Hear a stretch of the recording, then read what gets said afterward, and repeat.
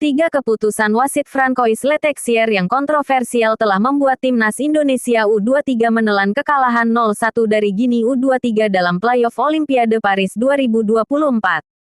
Pertemuan antara timnas Indonesia U23 dan Guinea U23 berlangsung di Clairefontaine, Prancis, pada Kamis tanggal 9 Mei tahun 2024 malam WIB.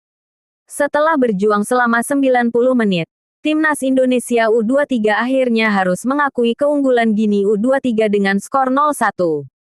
Gol tunggal Guinea U23 dicetak oleh mantan pemain Barcelona, Ilaix Moriba, melalui eksekusi penalti di menit 29. Namun, kekalahan ini tidak luput dari keputusan kontroversial yang diambil oleh wasit asal Prancis, Francois Letexier. Apa sajakah keputusan aneh yang dibuat oleh Francois Letexier? Berikut adalah 3 keputusan wasit kontroversial Francois Letexier yang menyebabkan timnas Indonesia U23 kalah 0-1 dari Guinea U23. Pertama, pelanggaran yang terjadi di luar kotak penalti. Pada menit 27, timnas Indonesia U23 diberikan penalti setelah kapten mereka, Witan Sulaiman, dianggap melakukan pelanggaran terhadap salah satu pemain Guinea U23 di dalam kotak penalti. Namun, dalam tayangan ulang, terlihat jelas bahwa pelanggaran yang dilakukan oleh Witan terjadi di luar kotak penalti.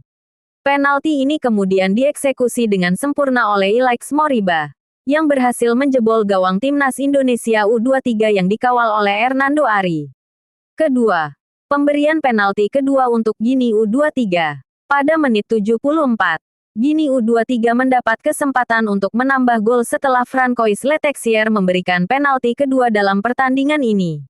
Penalti tersebut diberikan setelah bek timnas Indonesia U23, Alfeandra Dewangga, dianggap melanggar penyerang Guinea U23, Algas Simebah. Meskipun tackle yang dilakukan oleh Alfeandra Dewangga terlihat mengarah ke bola, wasit tetap memberikan penalti.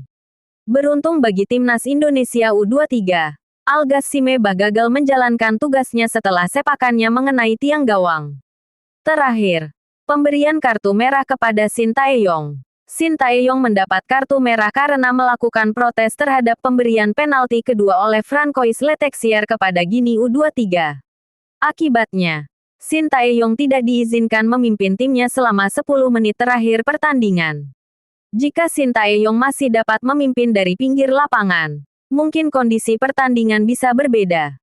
Kesimpulannya, keputusan-keputusan kontroversial yang diambil oleh wasit Francois Letexier telah berdampak besar pada hasil akhir pertandingan antara timnas Indonesia U23 dan Guinea U23.